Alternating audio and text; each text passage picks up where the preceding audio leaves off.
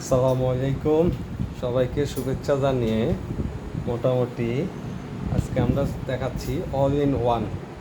এটা একটা all in one power bank.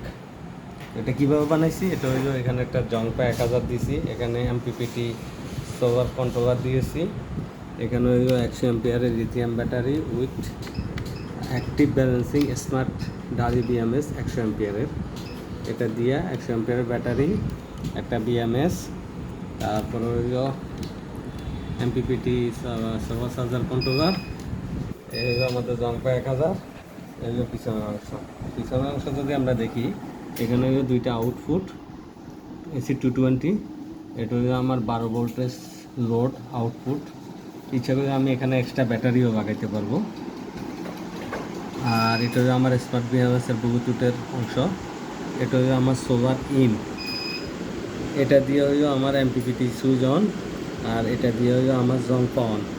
আর এটা হইলো AC in breaker, AC out breaker. তো সাপোজ কেউ যদি, এটা অল ইন ওয়ান একটা পাওয়ার ব্যাংক, ধরেন কেউ আপনার জংপা চালু করবে, এই যে কারেন্টের লিড, হ্যাঁ কারেন্টের লিড সাপোজ এখন খোলা।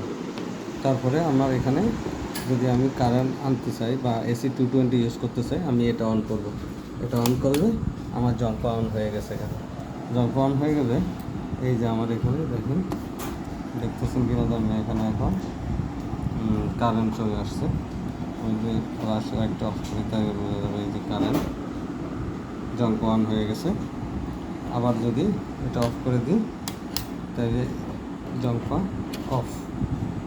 এখন এখান থেকে চাইলেই এসি 220 দুইটা পোর্ট, ডিসি ইন অথবা আউট, এখান থেকে ডিসি লোড 12 ভোল্টেজ ইন অথবা আউট, ধরেন এক্সট্রা ব্যাটারি লাগাইতে পারবেন, অথবা এখান থেকে 12 ভোল্টেজের আউটপুট নিতে পারবেন।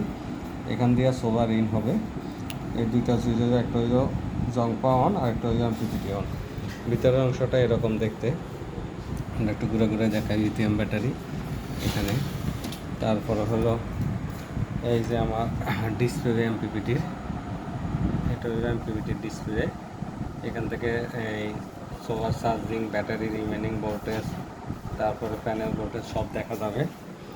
আর এপাশ থেকে যদি আমরা দেখি, এই যে জংপা 1000, এখানে এটা যদি স্কোয়ার আইভ, ভবিষ্যতে কেউ যদি এই ফিউজ সাইন ওয়েভ চায় তাহলে এখানে একটা ফিউজ সাইন ওয়েভ ইনভার্টার লাগাই দিলে হয়ে যাবে।